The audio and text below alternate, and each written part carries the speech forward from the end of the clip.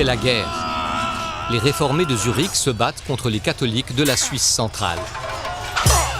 Au milieu d'eux, il y a Huldrych Zwingli, pasteur au Grossmünster de Zurich.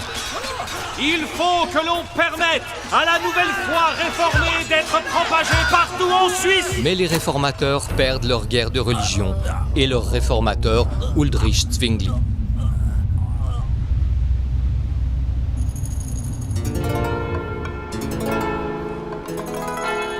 Sept ans plus tard, le pasteur de Zurich se nomme Heinrich Bullinger. Les enfants de Zwingli, Regula, Wally et Wilhelm, se trouvent parmi les fidèles au Grossmünster. Notre père faisait des prêches bien plus captivants que Bullinger. Ah oui?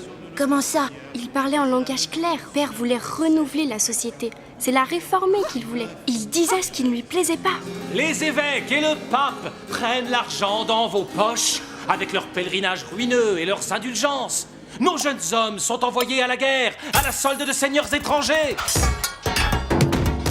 Et les riches se remplissent les poches grâce à ce sanglant commerce. Il faut interdire le mercenariat. Car le Christ ne vole pas. Il ne fait pas la guerre. Il ne met personne à mort. Hein? Quoi? Père était contre la guerre? Pourquoi il est mort à la guerre alors? Maintenant ça suffit, silence vous deux. Espèce de perturbateur. Toujours c'est Zwingli. Toujours c'est Zwingli, toujours c'est Zwingli. Aïe! Petit bourgeois!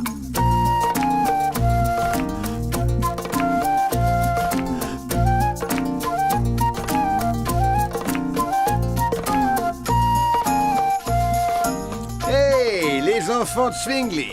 Alors, on vous a de nouveau jeté dehors. Ça me rappelle votre père Ulrich, vous savez. Grâce à lui, beaucoup de choses ont changé ici.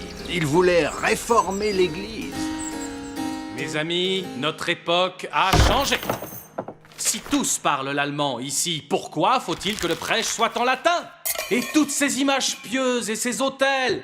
La Bible, c'est tout ce dont nous avons besoin pour tenir un service divin. C'est décidé. Nous débarrassons aujourd'hui le Grossmünster de tout ce superflu ecclésiastique.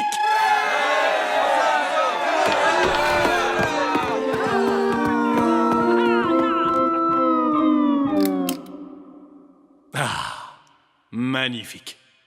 Il y a enfin suffisamment de place pour la parole de Dieu. Quelle époque c'était, mes enfants!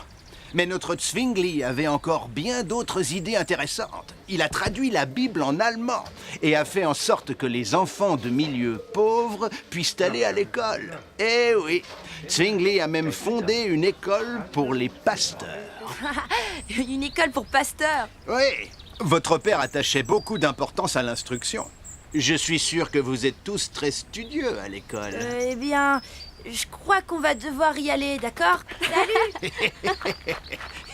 Au revoir. Au revoir. Alors, faut qu'on se remette au travail.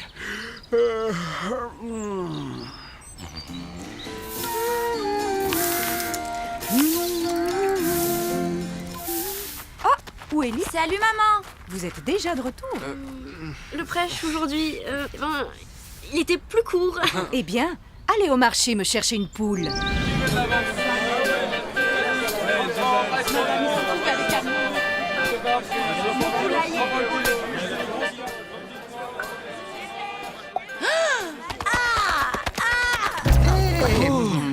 Tiens. Alors c'est bien vrai. Les Zwingli mangent maintenant de la volaille et plus de saucisses.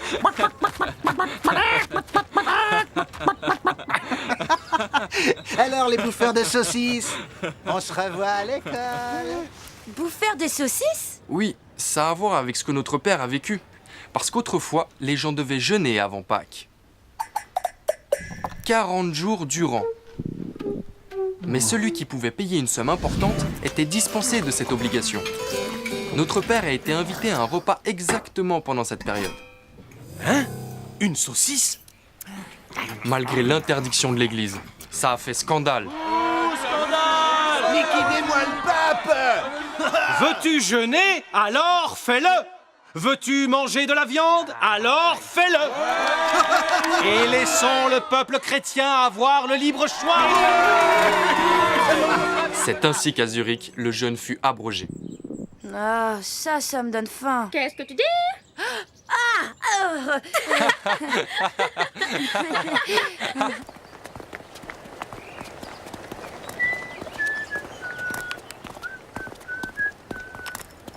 Oh, Hein? là, on ne peut pas continuer. Quoi? Pourquoi? À cause de cette femme? Je crois bien qu'il faut qu'on te raconte encore plus de choses sur notre père. Quelques-uns des adeptes de notre père voulaient se comporter exactement de la même façon que les premiers chrétiens. Ils tenaient des services religieux chez eux et sans pasteur. Comme ils baptisaient des adultes, on les appela les anabaptistes. Mais le baptême des adultes est strictement interdit. Les anabaptistes décidèrent de braver cette interdiction. Les autorités de la ville ont alors tenu conseil. Les anabaptistes font ce qu'ils veulent. Aïe, aïe, aïe, aïe, aïe. Ils vont provoquer le chaos dans la ville, je vous dis. faire la révolution. Ils leur infligèrent alors la sentence la plus dure. La peine de mort contre le dirigeant des anabaptistes, Félix Mans.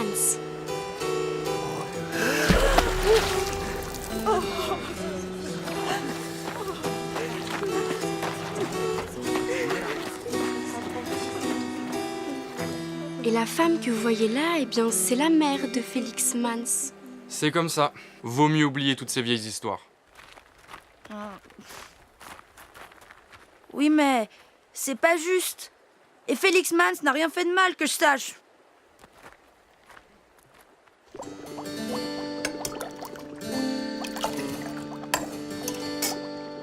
Bénis notre Père ce repas, dédié à ta gloire, qu'il nous donne la force. Amen.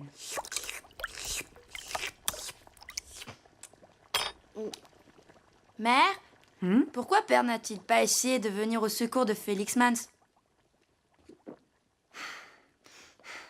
Les anabaptistes ont sciemment bafoué l'ordre établi. Chacun ne peut pas faire ce qu'il veut.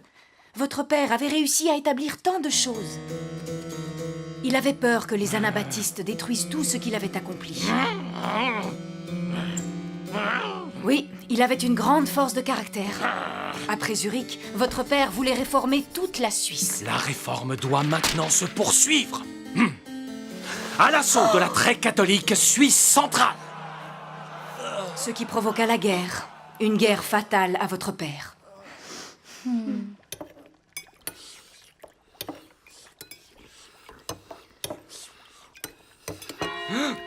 C'est l'heure. L'école appelle. Au revoir, mère. Salut.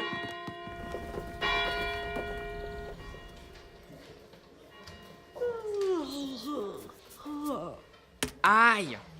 Bleh, ça pue ici. Tu pourrais mettre une chemise propre, pauvre tâche. Ferme-la, toi. Conrad, il y peut rien de ne pas avoir d'argent. Waouh, les Zwingli, les sauveteurs des pauvres. Si vous continuez comme ça, vous aurez la même fin honteuse que votre paternel. Bleh, sans tombeau. Et vos cendres seront dispersées aux quatre vents. Prends garde, Peter. Oui. Tu sais quoi? Ton paternel a peut-être un beau tombeau, mais notre père et ses amis ont traduit la totalité de la Bible en langue allemande. C'étaient les premiers. Grâce à notre père, des enfants pauvres peuvent aussi fréquenter l'école. Ça sert à quoi? Ce que tu vas laisser à la postérité, c'est seulement ton chapeau ridicule.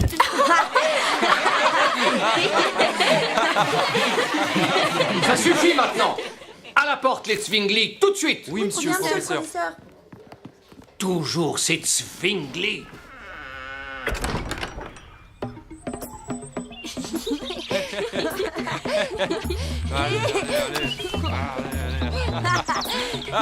Et...